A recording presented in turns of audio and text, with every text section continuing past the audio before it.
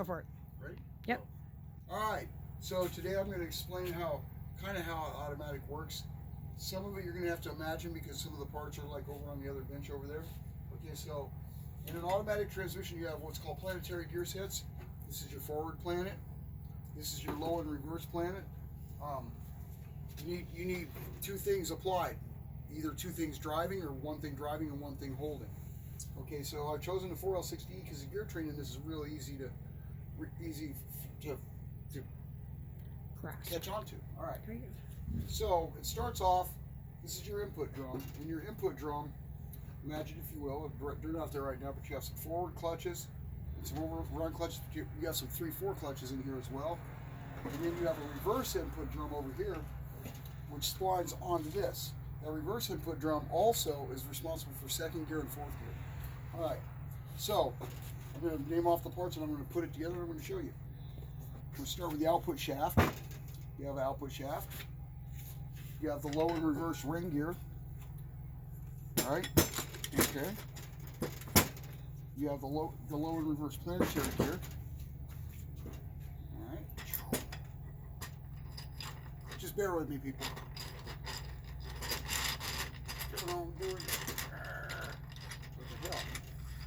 I know it's supposed to go together, baby. Okay, you have a center support. This center support has what's called a one-way clutch, or it's not a sprag because that is it's a roller clutch. It only turns one way. The other way it locks up. These lugs here lock to the case. This is what gives you the ability to take off and then let off the gas and coast. When it's locked, you're holding. When you let off the gas, it overruns. Okay. That inner race locks to this low and reverse planet. Okay, you have your low and reverse sun gear, which goes into the low and reverse planet. You have the famous 4L60E sun shell that likes to split and bust a lot. You have a 3/4 hub like that,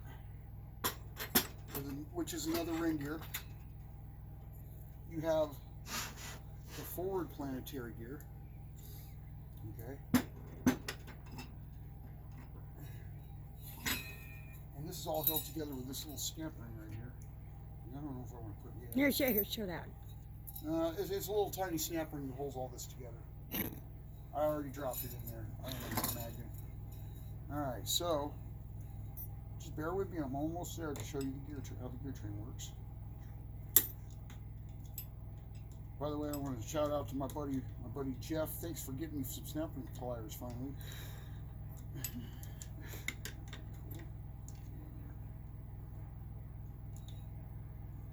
Because otherwise I have to take this shit apart with a hammer. Shit, I've been doing this 40 years and I can still take it apart with a hammer, trust me. Alright. Come on, snap ring. Yeah, sure. Usually I drop these things in about 2 seconds. But now that America's watching me, that's okay. They got nothing better to do, right? Alright, so screw the snap ring. Hold on a second, I'm gonna dump it out. Because I got to assemble all this into the case tomorrow. I'm just showing you guys tonight. Snap ring right there. Alright, and then you have the last part of the gear train is your very input gear. That's, in this case, is going to be the sun gear. All right, so you have another one-way clutch here. This is called your overdrive sprag or your input sprag. Okay, to get overdrive, you have to get a faster revolution than you do an input. For that to happen, something has to overrun. Something has to overrun. In this case, when forward is on, and then it hits overdrive, it goes faster than forward, so you have to have something like that. All right, so what you got? Your forward clutch is locked to this hub right here. Okay, remember what I said earlier? The center support with the sprag is locked into the case. Now watch the output shaft. This is first gear. First gear, your forward clutch is applied, and you're holding. Your low sun gear turns backwards, but you have a reduction. See the reduction? Okay, in second gear,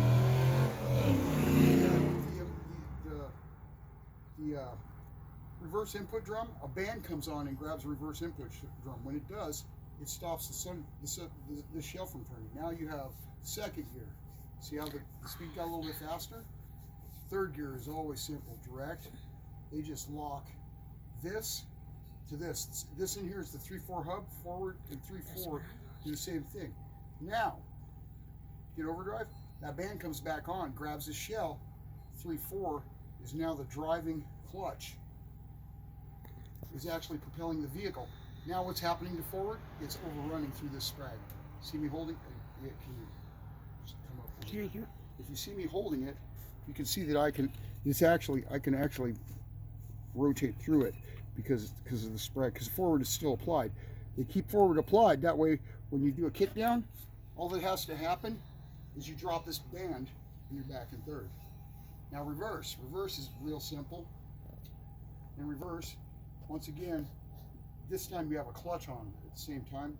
This splines to this, and the reverse input drum that's on top, the spline at the top of the input drum, it turns, and when it does, it creates an idle situation, giving you reverse.